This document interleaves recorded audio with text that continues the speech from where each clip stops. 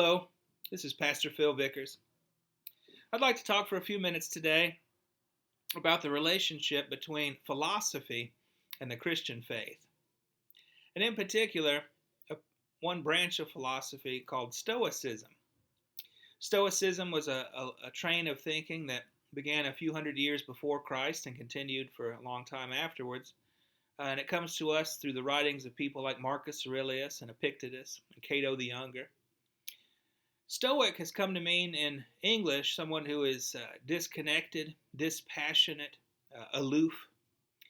But the teachings of the Stoics were actually more nuanced than that. It had to do with being selectively dispassionate, disconnected, and aloof. Or another and better way to say that is the philosophy invites a person in their everyday lives to make the decision about what is important and what is not important. And having made that decision, to be able then to invest their time, energy, care, attention into what is important and wholesome and life-giving and life-affirming, and to let the other stuff go, and to not let that eat up one's time, attention, energy, and care. You can see right away how important a skill this is, especially as we get older. We start to realize that we're not infinite. We don't have infinite energy. We don't have infinite time. We don't have the ability to do it all. And so, given that fact, we have to make decisions about what we are going to plug into, what we are going to invest ourselves in, our energy, our time, and attention.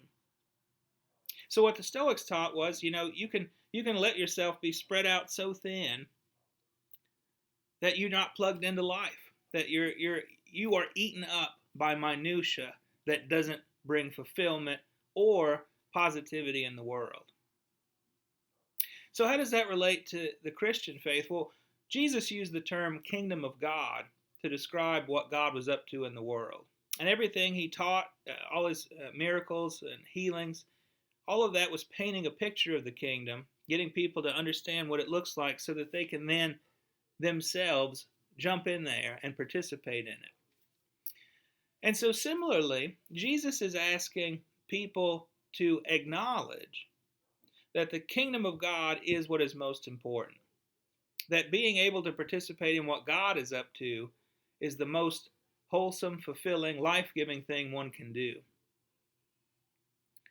And so this philosophy, the Stoic philosophy, and this decision to name and live in God's kingdom as the most important thing requires some similar skills. It requires being able to say no to the things of the world in a certain sense.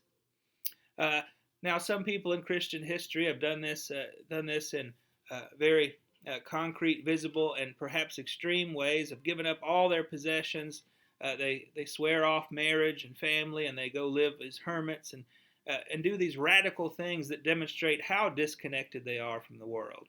Now, we're not all called to do that. If we were, it would disrupt society pretty badly. So a lot of us are called to be in the world but not of the world. And so we live in relationships with each other. We live with a relationship to goods and resources. But we're called to radically decide that the kingdom of God is what's most important and allow that decision to inform what we do with what we have, with our relationships, with our resources, with our whole lives. And as we do that, we find this fulfillment, which is its own evidence that what we're doing is the right track.